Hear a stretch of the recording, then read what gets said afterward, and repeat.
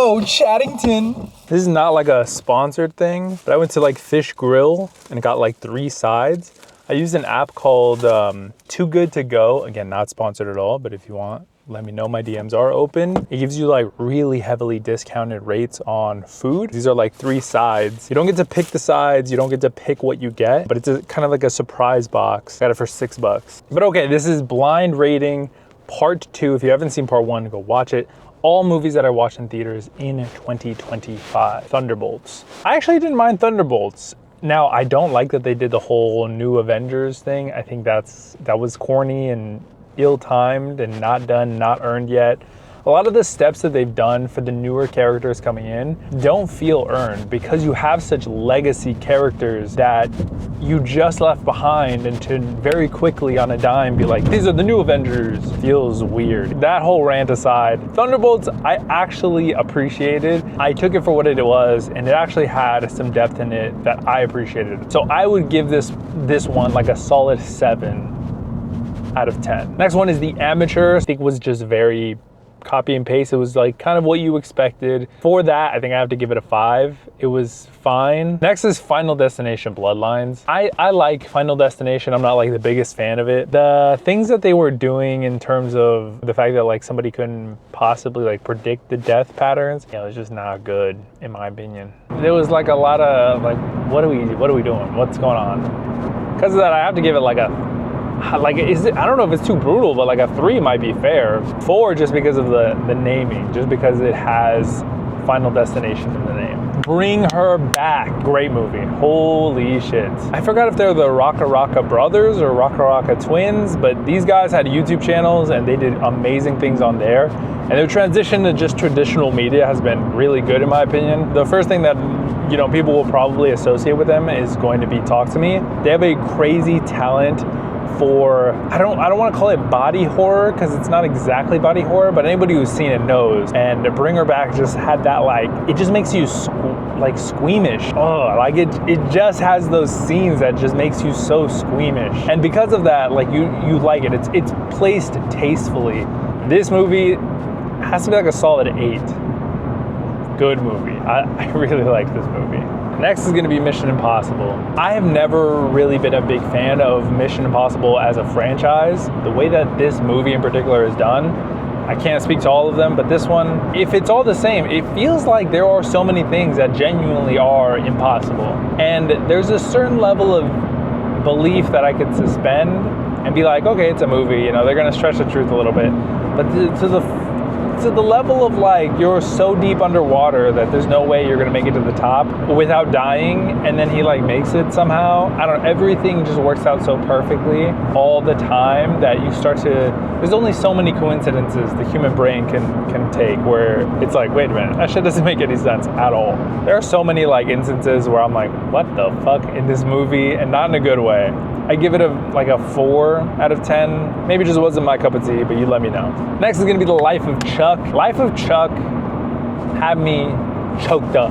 I was fucking bawling my eyes out. I won't go into detail, but I have some like personal family that is going through some stuff. So whenever there is a movie of somebody who is ill and things hit very abruptly, that like tugs at my heartstrings. So maybe this movie is a little bit skewed just because of my own personal, situation. My situation aside, I think this is a good movie. Great storytelling all the way through. It really is a people movie. Like it's a movie about a person. I think sometimes we can get wrapped into like the extraordinary storytelling where if a story's told well, the mundane can be really, really nice. True to life, I'd say it's like a 7 out of 10, but like because it's me, my view on the movie is 8. Elio is one of these movies that I completely forgot had not come out yet. I thought it was already out and I missed it because this movie in particular got a lot of delays where it was just pushed back so often, and you saw trailers for it like years ago, and the fact that it was delayed and delayed and delayed, I think made it lose a lot of its buzz. And unfortunately, that's just kind of how the cookie crumbled with this movie in particular. That being said though, I don't think it's a bad movie at all. If you have a chance to stream it, I definitely think it's worth the stream. It's not groundbreaking by any means. A lot of the characters are really fun, and I don't feel necessarily super attached or remember any of them. but I do still think it was like a solid movie. I'd give it like a 6 out of 10. Megan 2.0. Did not really care for the first one, so the second one is not going to be too different. It's going to be pretty low for me. Probably give it like a 4 out of 10. The characters or whatever, the AI is whatever, you know, just have some fun with it. Maybe you'll like it more. Superman. I think this is the best Superman ever put out to date.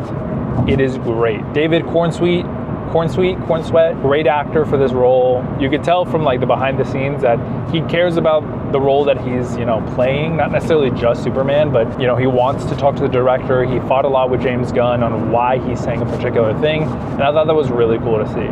Still, overall, great movie. 7 out of 10. If I can go nitty gritty, it'd be like a 7.5. Technically, if you round up, it would be an 8, but it would be 7.5, truly. I Know What You Did Last Summer is actually a sequel. I genuinely like this one.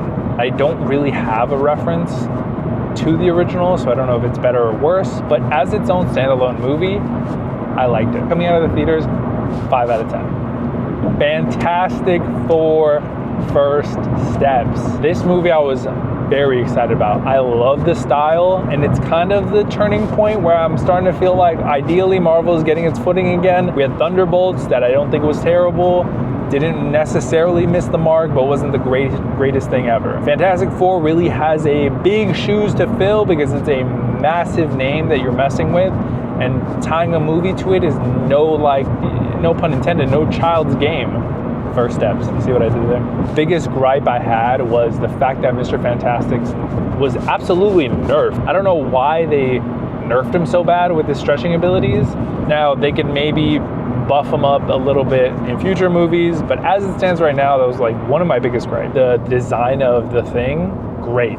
The fact that it's full CGI, I was a little nervous about. Even seeing it from the trailers, looked amazing all the way through. Maybe looked fantastic, some would say. I'm gonna give it a fantastic 4 out of 10. No, I'm just kidding. I'm gonna give it like a 7 out of 10. Together, you know, fair or not, I'm always comparing like a culty movie, a horror culty movie, to Hereditary. It's just like my brain's default goes to Hereditary. And again, maybe it's not fair, but it just didn't do it to that level. There's life before Hereditary and life after Hereditary for me. There was a particular sex scene that I didn't necessarily think was super, you know, into, and I didn't like where it happened. Like I thought it was super unnecessary. I give it like a 6 out of 10. I really wish there were more components that just went right. But overall, not the worst movie in the world. Weapons was very anticipated for me. I was excited to watch it. Me and my girlfriend had a lot of hype for it. Again, maybe because of the hype, it just didn't hit like I thought it would. There were some things that once you let that cat out of the bag made you question other things, like, wait, why did this happen before then? I will say though, the very end, and I won't spoil the end just in case some people haven't seen it, but the very end, the very last scene for it slaps.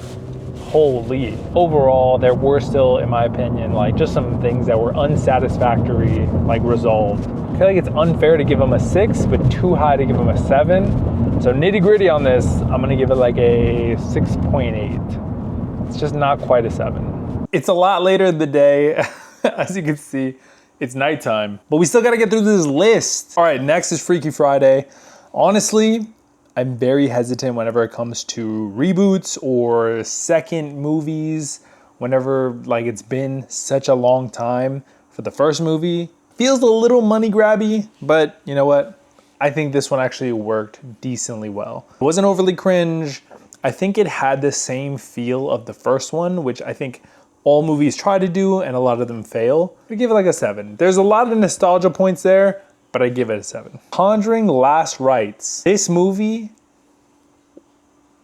was pretty cringe. I'm a big fan. I'm a fan of the first one. Back when I first saw the very first Conjuring, it was genuinely one of the scariest movies to me. Not even Insidious rose to the level of The Conjuring for me personally. And because of that, I've always held The Conjuring at pretty high status. Because it was like the daughter, and it almost feels like they're setting up their daughter to be the spinoff for The Conjuring, because of course they need to continue The Conjuring, like, you know, universe. That being said, I don't know if they're gonna make a spin-off. It just feels like that's what they're teeing themselves up for in this movie. And the whole thing kind of felt like that, like a tee up to the next generation, as well as it's about the friends that we make along the way. The power of friendship would kill anything, is really the sense that I get from this movie. Like genuinely, up until the literally very end, where it seems like people could have died if they wanted them to, but just didn't because the power of motherhood and daughterhood, I guess. So because of that, a lot more cringe. I have to give it like a 4 out of 10. Up next is Him. I was very excited for him because of Jordan Peele being associated with this. I think there was a lot of confusing things that were happening in Him. Sometimes you can do confusing things and they could be creepy, and other times you're doing things that are for the sake of being creepy and they end up being confusing. And I think that's kind of where a lot of that lives in Him. There are a lot of cool visuals in my opinion, especially with sports and horror. You just don't see that mix very often at all. And so I do think it's an ambitious mixture. I just don't think it landed that well. It wasn't the worst thing in the world. I just probably give it a solid 5 out of 10, just very neutral on it. Tron Ares, overall the storyline for Tron I think was not bad. When it comes to these movies, I love the visuals. That's a big part of it, obviously. And I did like the overall storyline. The fact that this company wanted to bring what was in a game into real life and have this like permanence code and the whole journey to get that, I thought was done pretty well. It wasn't the greatest thing in the world, but wasn't the worst. I give it a plain 6. The next one is Shelby Oaks, and this one had a really quick turnaround time for me. It was like I knew about it and then I watched it. It was very quick turnaround time.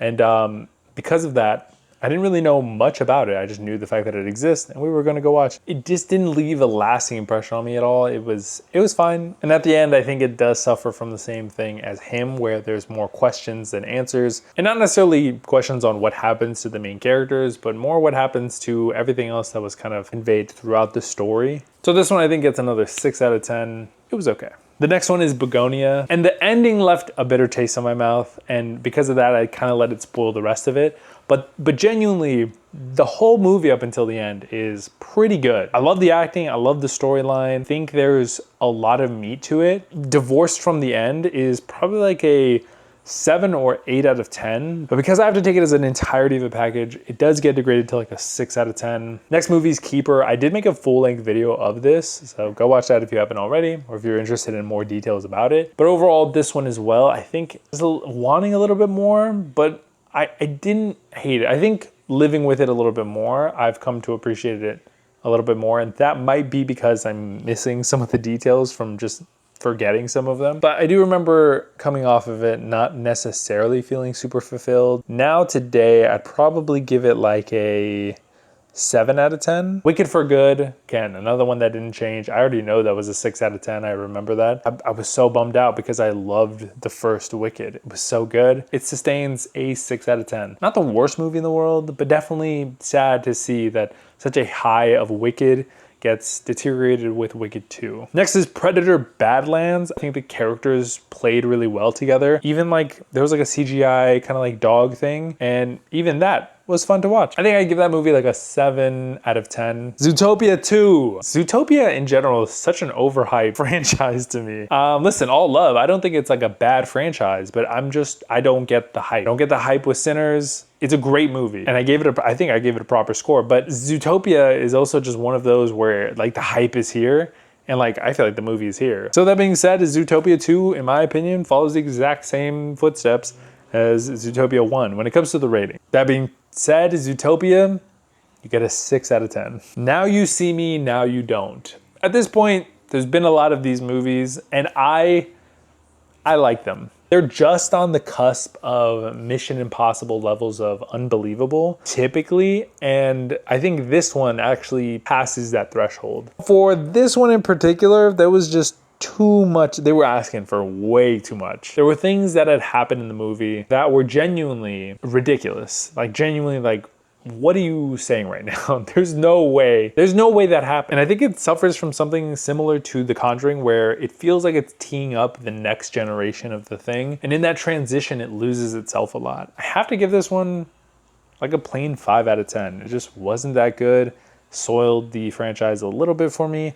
But overall, I'm hoping that the next generation that they teed up might be better. Eternity is a movie I was waiting for. I was really, really excited. And I watched this. This is the last movie that I watched in 2025. I loved it. The concept of the afterlife in general, I love that there has been multiple pieces of entertainment developed around this idea. The Good Place is another great show that is around afterlife, heaven, hell, or like what's in between. Eternity is another great movie that took it to maybe not another level, but I don't know if it took a lot of inspiration from The Good Place, but it definitely kind of feels like there are a lot of similar tropes. And I think it really does give you a different look on the afterlife and the questioning of, what does it matter? Who are we in this planet and what is after? And I think it conceptualizes it in such a fun way while also adding a huge dash of crazy drama, because it also has to do with, well, what if you remarry in your, physical real life and you now have to confront the person that you left behind because they passed away early in life. I would probably give it a high 8 as well. If I can get nitty gritty, an 8.8. Good movie. Anyway, that is my list of 2025. Let me know if you have any hot takes, or if you just want to call me dumb for my opinions, you can definitely do so. Thanks so much for watching. I'll see you guys in the next one. Peace.